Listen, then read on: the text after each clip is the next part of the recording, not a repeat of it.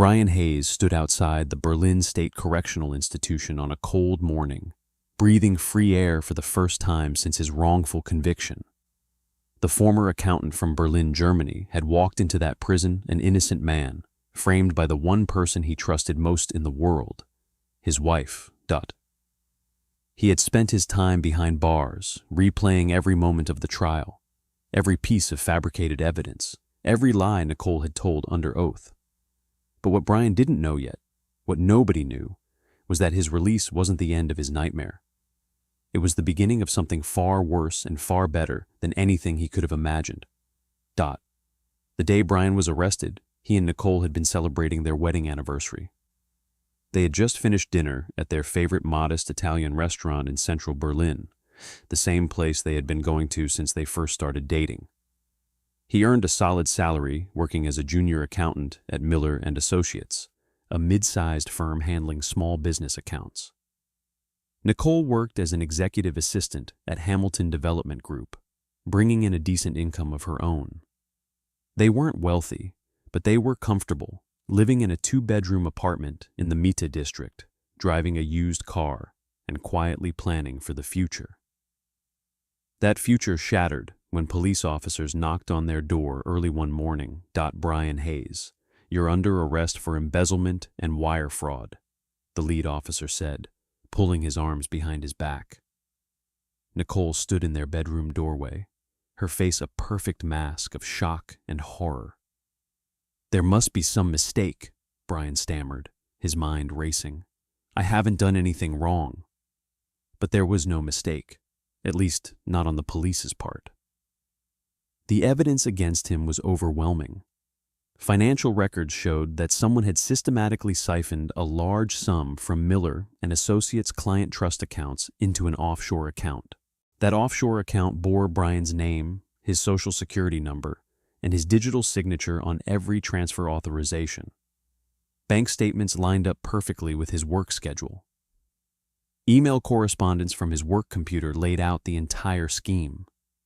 I didn't do this, Brian insisted to his public defender, Karen Lawson, who always looked exhausted. Someone set me up. You have to believe me. Karen gave him the same tired look she probably gave every client. Brian, I've reviewed the evidence. It's airtight. The prosecutor is offering a plea deal. You could serve less time. If we go to trial and lose, the sentence will be much heavier. But I'm innocent, Brian said, his voice breaking. They took it to trial anyway. The trial became a living nightmare. The prosecution presented the financial records, the offshore account, the email trail. They called his supervisor, who testified that Brian had exclusive access to the client accounts in question. They showed the jury bank records proving the transfers had come from computers inside the firm during his shifts. And then they called Nicole to the stand. Brian would never forget watching his wife walk to the witness box, place her hand on the Bible, and swear to tell the truth. She wore a simple navy dress, her hair pulled back, minimal makeup highlighting the dark circles under her eyes. Mrs. Hayes, the prosecutor began gently, can you tell the jury about your husband's behavior in the months before his arrest? Nicole took a shaky breath, eyes glistening. He changed. He became secretive, defensive. He stayed late at work, said he was handling important accounts. When I asked about our finances, he'd get angry and tell me not to worry. I thought maybe he was planning a surprise or dealing with stress. I never imagined. The jury hung on every word. When she mentioned noticing a new email account on their home computer and odd phone calls, the 12 strangers looked at Brian with disgust and pity for his betrayed wife. His own testimony sounded weak even to him. I didn't do this. Someone must have stolen my credentials. The verdict came back quickly, guilty on all counts. The judge handed down a heavy sentence, now comma, standing outside those prison walls with nothing but a plastic bag of his few possessions. Brian had one thought consuming him. Nicole. During his incarceration, he had written her letters every week, professing his innocence and begging her to investigate. Her replies had been brief at first. Then they stopped. Eventually, the divorce papers arrived. She had taken everything, their savings, the security deposit, even his car. He signed them. What choice did he have? But something had shifted in the final stretch of his time inside. A new inmate named Paul Hendricks arrived, a white-collar criminal who had once worked in forensic accounting. Paul reviewed the public court documents Brian had obtained through the prison library. "This doesn't make sense," Paul said one day in the yard, his shrewd eyes scanning the financial records. "The timing is too perfect. The evidence is too clean. This has all the hallmarks of something fabricated." Paul pointed out the discrepancies. Transfers logged at moments when Brian's work schedule placed him in meetings his supervisor had confirmed. "Your credentials, not you," Paul said quietly. "Someone had your passwords. Someone who knew your schedule intimately." The realization hit Brian like a physical blow. Nicole. She worked as an executive assistant.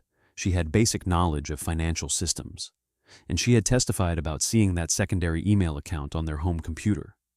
"But why?" Brian whispered. "That's what you need to find out when you get out," Paul told him. "And when you do, don't react emotionally. Document everything. Build a case. Be smarter than whoever did this to you." Clutching his prepaid phone and the small amount of money he had earned working in the prison laundry, Brian had no job, no home, no car, and no life to return to. But he had time. He had nothing to lose, and he had a burning need to know the truth.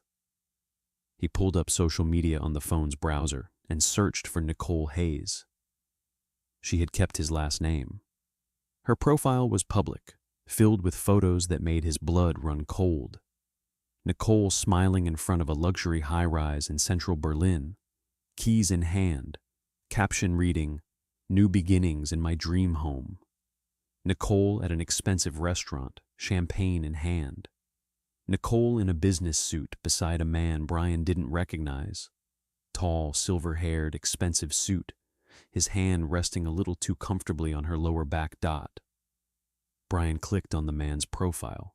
Derek Hamilton, CEO of Hamilton Development Group, the same company where Nicole had worked. He scrolled through Derek's photos. Dozens of Nicole at company events, on a yacht, standing beside him at ribbon-cutting ceremonies. These weren't casual coworker pictures. These were photos of two people who had been together for a long time. Well before Brian's arrest. They had no idea what was coming. Justice under review. Subscribe now and turn on notifications to make sure you never miss our latest stories. Brian searched for Hamilton Development Group. The company website showcased luxury real estate developments across the region. Derek had built it into a major operation specializing in high-end commercial and residential properties.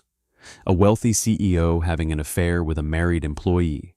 An inconvenient husband who needed to disappear. A wife with access to her husband's work computer, passwords, and email accounts. A wife who had testified against him, playing the role of the shocked, betrayed spouse perfectly. A cold rage settled in Brian's chest, but he remembered Paul's words. Don't react emotionally. Document everything. Build a case. Be smarter. He opened a notes app and began typing every detail he remembered. Then he searched for private investigators in Berlin. He had nothing, and that meant he had everything to fight for. Brian Hayes was out of prison, and the people who had put him there had no idea the man they had destroyed was about to become their worst nightmare. They had taken years of his life, his reputation, his career, his freedom. Now it was time to take everything from them. But first, he needed to understand exactly what he was up against. As he stared at the photos of Nicole and Derek living their best life while he had rotted in a cell, Brian realized his revenge would not be hot and impulsive. It would be cold, calculated, and absolutely devastating. The day Brian Hayes was released from prison, something happened that would change his life and the lives of Nicole and Derek Hamilton forever. He just didn't know it yet. He spent his first night of freedom in a run-down motel off the highway that charged next to nothing and didn't ask questions. He lay on the scratchy comforter, staring at the water-stained ceiling, and made a plan. The next morning, he took a bus to the Berlin employment office. His parole officer, a stern woman named Officer Ramirez, had made it clear he needed legitimate employment soon, or he risked violating parole. The irony wasn't lost on him. He had lost his accounting license as a convicted felon, so the career he had built was gone. He would have to start over in manual labor or retail, but first he needed information. At a public library computer, Brian created a new email address and began researching. Property records showed Nicole now owned a condominium in the prestigious Berlin Vista Tower, a luxury building where units started at high prices. She had purchased it paying cash through an LLC called Pacific Heights Investments. Further searches revealed that Pacific Heights Investments was registered to Derek Hamilton. Derek had bought Nicole a luxury condo while Brian was locked away. He dug deeper into Hamilton Development Group's corporate filings. The company had grown rapidly, acquiring prime development sites across the city and beyond. Their flagship project, Hamilton Towers, a mixed-use development in central Berlin, had broken ground shortly after Brian's conviction. Something Paul had said echoed in his mind. Follow the money. If Nicole and Derek had framed him, there had to be a reason beyond simply removing him. Derek was a wealthy CEO. He could have had an affair and let Nicole file for divorce. Why risk a complex fraud scheme unless the money Brian was accused of stealing had been used for something specific? Brian pulled up the timeline again. The alleged embezzlement had occurred while Hamilton Development Group was bidding on that downtown project. News articles mentioned the company edging out competitors thanks to a strong cash position. That stolen sum would have been a significant cash infusion for a bidding war, especially if Derek needed to move quickly without tying up credit lines or alerting partners to the affair funding his bid. They hadn't just framed him to get him out of the way. They had used him to steal money, funnel it through an offshore account in his name, and finance Derek's business deals. Brian had been the perfect fall guy, his credentials and access easy for Nicole to exploit. But proving it was another matter. He walked to a small legal aid office in Kreuzberg. The receptionist listened, then brought out an attorney named Michael Klein. Brian explained everything. I was framed for embezzlement by my ex-wife and her lover. They used my credentials to steal from my employer, funneled the money through an offshore account in my name, and used it to fund his business. I can prove the timeline, but I need help understanding how to build a legal case. Michael studied the information Brian showed him.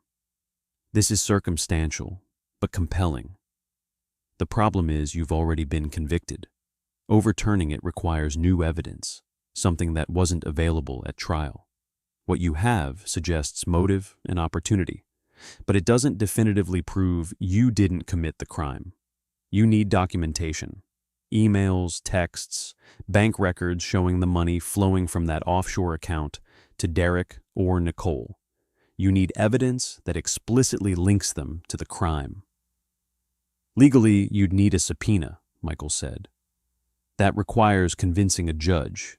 Illegally, I can't advise you on that.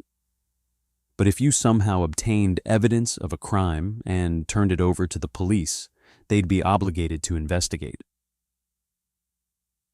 Brian left with more questions than answers. He couldn't legally access their private communications.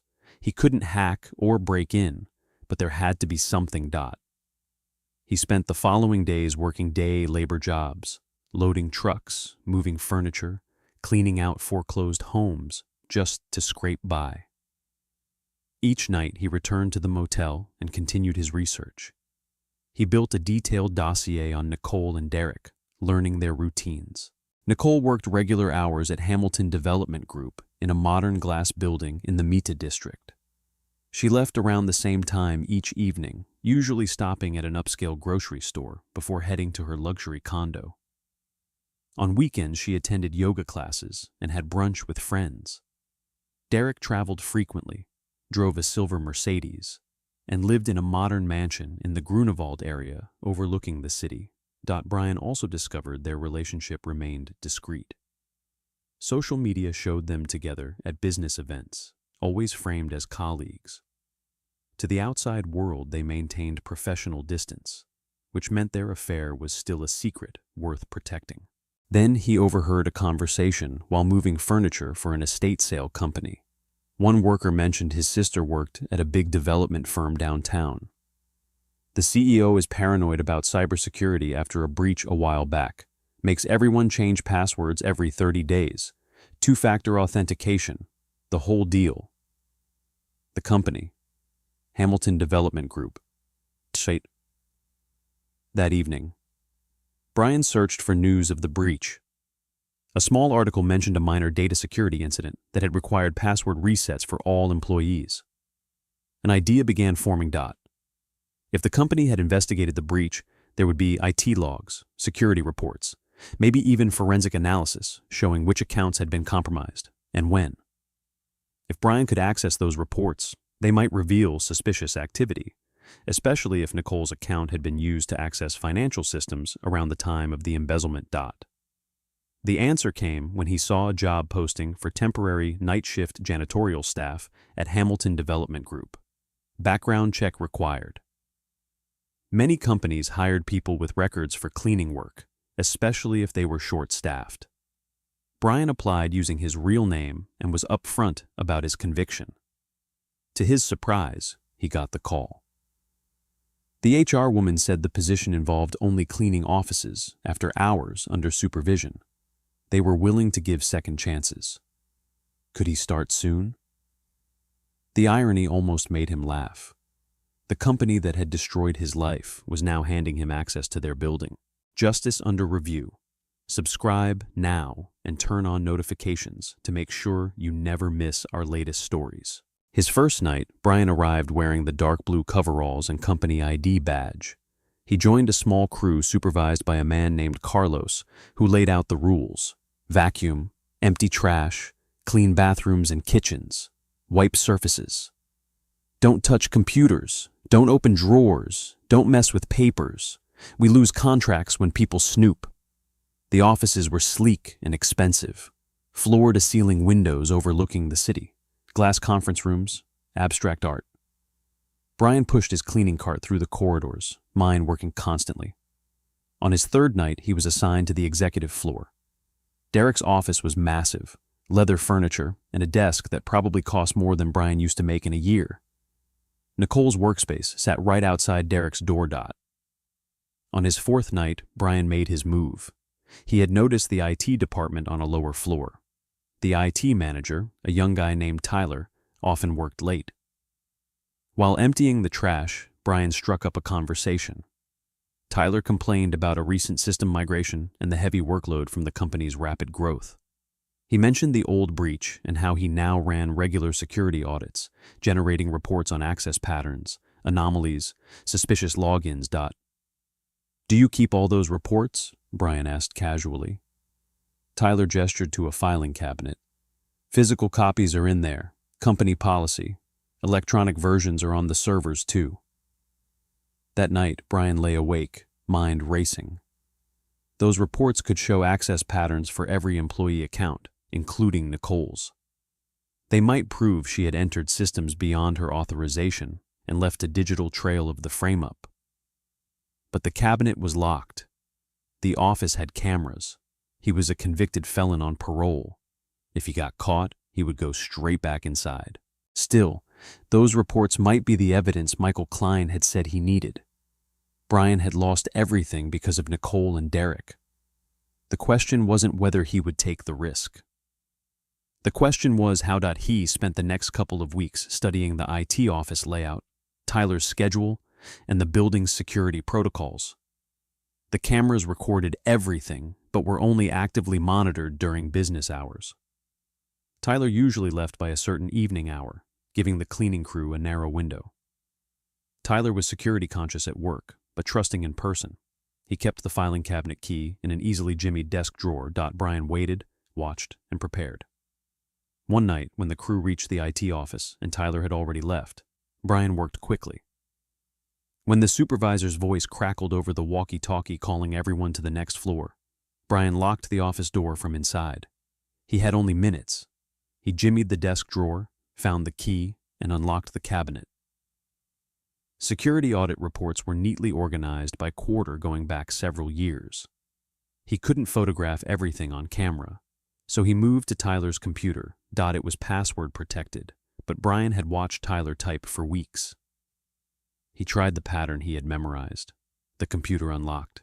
He navigated to the shared drive, found the reports covering the period of the embezzlement, and downloaded them to a USB drive. The files were large. His walkie-talkie crackled again.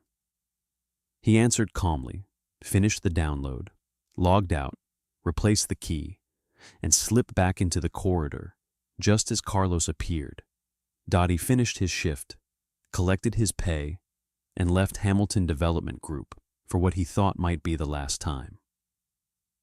At a 24-hour copy shop, he uploaded the files to secure cloud storage, made multiple backup drives, and stored them separately.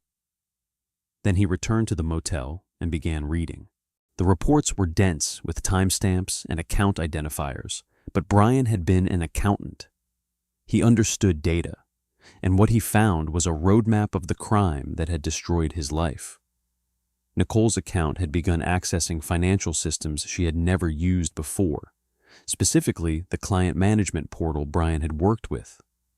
The access happened sporadically, always during business hours when Brian was documented in meetings or away from his desk.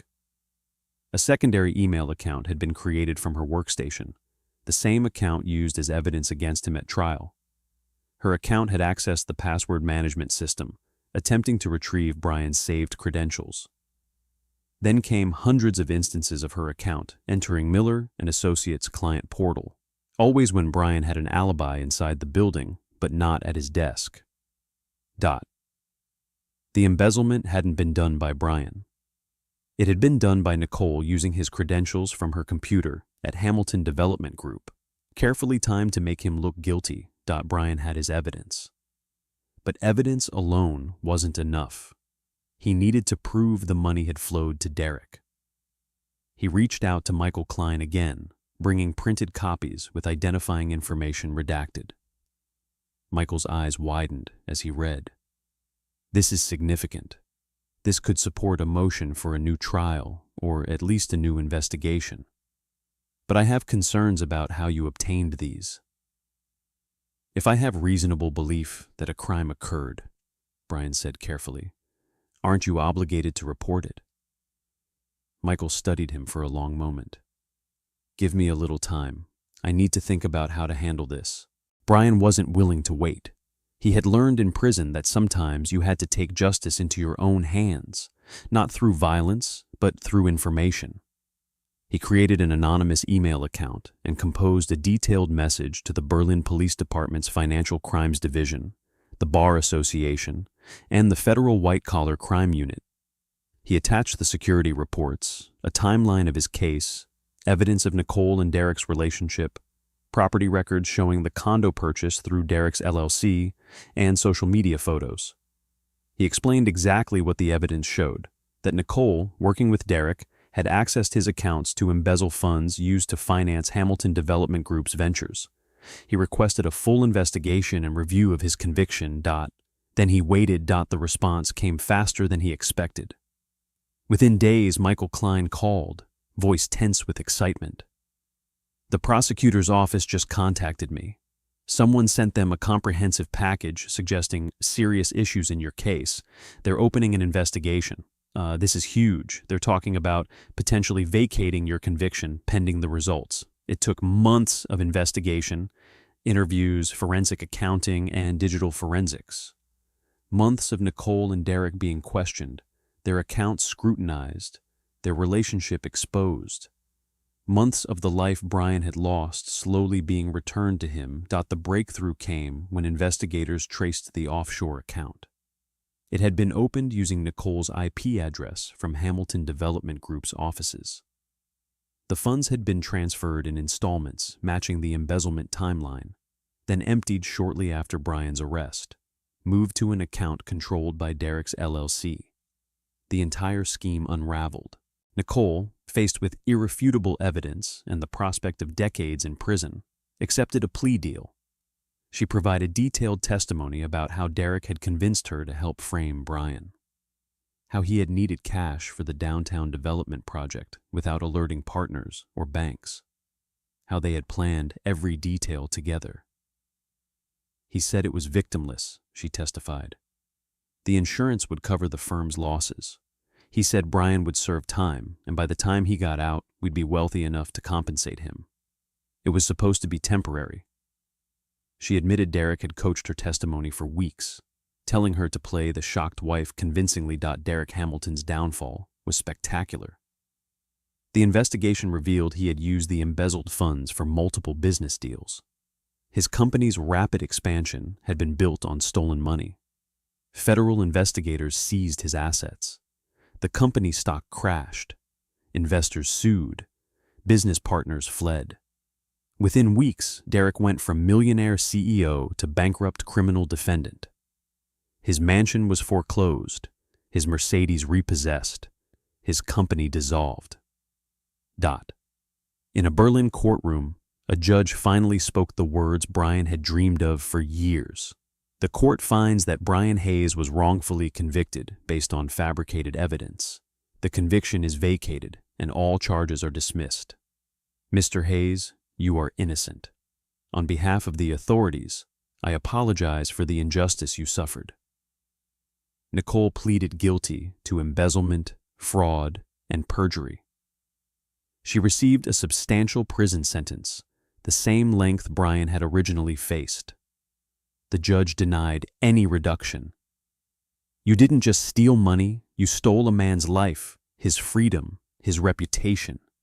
You looked him in the eye and lied, knowing he would be imprisoned for your crimes. This court views that betrayal as among the most egregious acts possible. Derek went to trial and was convicted on multiple counts of conspiracy, fraud, money laundering, and obstruction of justice. Justice under review. Subscribe now and turn on notifications to make sure you never miss our latest stories. He received an even longer federal sentence. Neither would be eligible for parole for a very long time. Brian received a wrongful conviction settlement from the state, plus a civil settlement from Miller and Associates, and partial restitution from Derek's bankruptcy estate. For the first time in his adult life, he had financial security. More importantly, he had his innocence back. His record was expunged, his accounting license restored, his reputation cleared. But the money and vindication weren't what mattered most. What mattered was the letter he received months later, forwarded by his lawyer. It was from Paul Hendricks, the former inmate who had first helped him see the truth. Brian, the letter read, I heard about your case on the news. I'm so damn proud of you, man. You did exactly what I told you to do. You stayed smart, gathered evidence, and let the truth speak for itself. You got justice without becoming the bad guy. That takes strength. That takes character. You're going to be okay. Better than okay. You're going to help a lot of people who went through what we went through. I know it. Stay strong. Brian folded the letter carefully and sat in the small but comfortable apartment he now rented in northeast Berlin, looking out at the city lights. He thought about the betrayal, the prison time, the investigation, the vindication. He thought about Nicole and Derek now facing the consequences of their actions. He felt no satisfaction in their suffering, which surprised him. He had expected triumph. Instead, he felt something quieter. Peace. He had learned something profound. Revenge wasn't about making others suffer. It was about revealing truth, restoring justice, and ensuring people face the natural consequences of their choices. He hadn't destroyed Nicole and Derek. They had destroyed themselves. He had simply held up a mirror to their crimes. He had also learned that rebuilding after devastation wasn't about returning to what you lost. It was about becoming someone new, someone stronger, someone who understood both the fragility and the resilience of the human spirit. Brian started a nonprofit organization called the Second Chance Evidence Project, helping wrongfully convicted individuals access resources and legal support to prove their innocence. He worked with forensic accountants, cybersecurity experts, and attorneys to analyze cases, identify inconsistencies, and build appeals. In its first year, the organization helped exonerate several people who had been imprisoned for crimes they didn't commit. One of them, a man who had served a long time, walked out of prison with tears streaming down his face. Brian was there to meet him. "How do you move forward?" the man asked. "How do you let go of the anger?" "You don't let go of the anger," Brian replied. "You transform it. You use it as fuel to ensure other people don't suffer what you suffered. You turn injustice into justice, not by seeking revenge, but by preventing future wrongs. That's how you win." Sometimes, late at night, Brian still thought about the moment he stood outside the Berlin State Correctional Institution, breathing free air, knowing his life had been destroyed by lies. He thought about the rage and despair that had consumed him. But he also thought about the choice he had made, not to become the monster they had painted him as, but to become the man who proved that truth, patience, and intelligence could triumph over deception, wealth, and power. Brian Hayes had been sent to prison for something he never did. The day he was released, something happened. Not something simple or dramatic, but something profound. He chose who he would become in response to injustice. And that choice, more than any courtroom vindication, more than any settlement, more than seeing his enemies imprisoned, was what truly set him free in the shadows of betrayal and the cold steel bars of injustice. Brian Hayes' story whispers a profound truth to every heart that has ever been shattered. The greatest revenge is not destruction, but transformation. Imagine standing outside prison gates with nothing but a plastic bag of memories and a heart heavy with rage. Your own wife, the person you trusted most, had woven a web of lies that stole your freedom, your reputation, and your future. Yet in that darkest hour, Brian chose not to let bitterness consume him. Instead, he channeled his pain into patience, his anger into meticulous truth-seeking, and his despair into quiet strength. He didn't storm in with fury.